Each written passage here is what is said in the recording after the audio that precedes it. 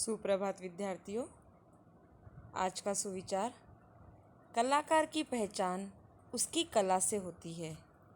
इसका अर्थ यह है, जो भी कलाकार होता है, जब वह अपनी कलाओं का प्रदर्शन करता है और जब उसकी कलाएं यह दूसरों को पसंद आती है, तब उस कलाकार की सच्ची पहचान होती है कि वह एक सच्चा कलाकार है।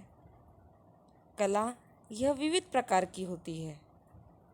गाने की हो सकती है, नृत्य की हो सकती है, कुछ वाद्य बजाने की हो सकती है, पढ़ने की हो सकती है, ज्ञान की हो सकती है।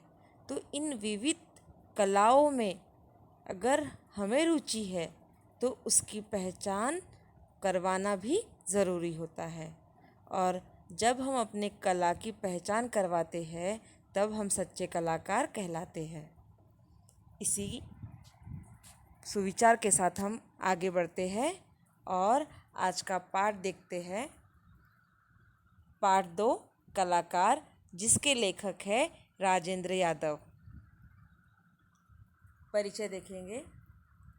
जन्म 1929 आगरा उत्तर प्रदेश, मृत्यु 2013 दिल्ली।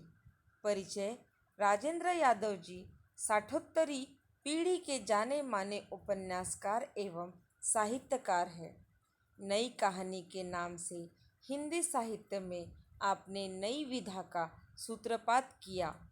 उपन्यासकार मुंशी प्रेमचंद्र द्वारा 1930 में प्रकाशित साहित्यिक पत्रिका हंस का पूर्ण प्रकाशन आपने प्रेमचंद्र की जयंती के दिन 31 जुलाई 1986 को प्रारंभ किया और अपने अंतिम समय तक पूरे 27 वर्ष तक जारी रखा। प्रमुख कृतियाँ है जहाँ लक्ष्मी कैद है, छोटे छोटे ताजमहल, किनारे से किनारे तक कहानी संग्रह, सारा आकाश, शह और मात तथा उखड़े हुए लोग उपन्यास आदि। गद्य के बारे में क्या बताया है देखिए। कलाकार कहानी का नायक बहरूपिया एक श्रेष्ठ कलाकार है। बहरूपिया अर्थात जो अलग अलग वेश धारण करता है वह बहरूपिया कहलाता है। वह अंत तक अपनी कला के प्रति ईमानदार रहता है। ढोंगी साधु का वेश धारण करने पर बहरूपिया अपने उस रूप और वेश से ऐसा प्रभावित हुआ कि उसका मन भी एक त्यागी और बैरागी सन्यासी के समान सोचने लगता है। इस कहानी से प्रेरणा मिलती है कि हमें अपने व्यवसाय के प्रति ईमानदार होना चाहिए।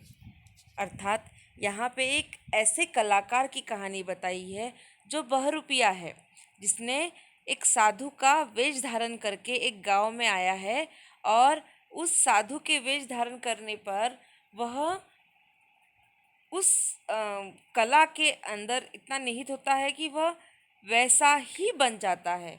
उसका अंत इस प्रकार से बताया है कि जब वह अपने सही रूप में आता है तब वह जो साधु का उसने रूप धारण किया था वह उस पेशे से बेईमानी नहीं करना चाहता। और यही सच्चे ईमानदार कलाकारों की बात है।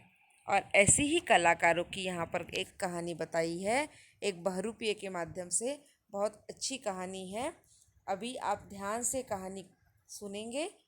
हाथ में किताब है, आपके पेंसिल है, कठिन शब्द आ रहे हैं, आप अपनी कॉपी में लिखते जाइए। अब हम पाठ की ओर बढ़ेंगे।